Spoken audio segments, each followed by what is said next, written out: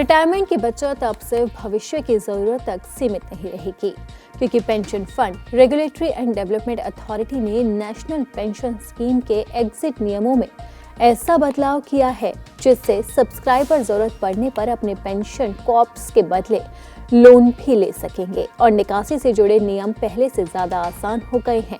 Pension fund regulatory and development authority ने साफ तौर पर कह दिया है कि ये नियम लागू हो गए हैं और नोटिफाई भी कर दिया। इसके तहत अब एनपीएस में निवेश करने वाले लोग किसी रेगुलेटेड फाइनेंशियल इंस्टीट्यूशन से वित्तीय मदद ले सकते हैं। नए नियमों के मुताबिक लोन देने वाली संस्था को सब्सक्राइबर के एनपीएस खाते पर लियन या फिर चार्ज लगाने की अनुमति होगी। हालांकि ये सुविधा पूरी रकम पर नहीं मिलेगी। लियन की सीमा सब्सक्राइबर के अपने योगदान के अधिकतम 25% तक ही रखी गई है। ये वही सीमा है जो अभी आंशिक निकासी के लिए लागू है। अब तक नियम बहुत सख्त थे। एनपीएस से मिलने वाले फायदे पर किसी भी तरह का असाइनमेंट, गिरवी या चार्ज माने नहीं था जब तक एनपीएस ट्रस्ट ने खास तौर पर इजाजत ना दी हो। नए संशोधन में इस पाबंदी को सीमित रूप से आसान किया गया है ताकि पेंशन बचत सुरक्षित रहे और जरूरत के समय उसका इस्तेमाल भी हो सके।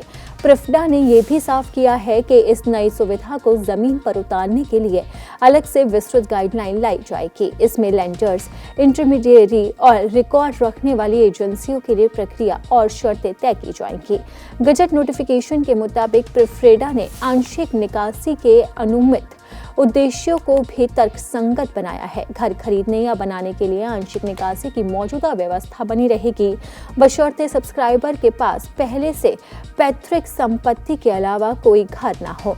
इसे अब स्पष्ट रूप से वन टाइम और इसी के साथ ही निकासी बताया गया है। मेडिकल जरूरतों के लिए निकासी का दायरा काफी बढ़ा दिया गया है। पहले जहां कुछ चुनिंदा बीमारियों के लिए ही आप पैसे निकाल सकते थे, अब सब्सक्राइबर जीवन साथी, बच्चों या माता पिता या फिर इलाज के लिए भी अस्पताल में भर्ती के लिए निकासी की अनुमति होगी। किसी खास बीमारी की सूची तय नहीं की गई है।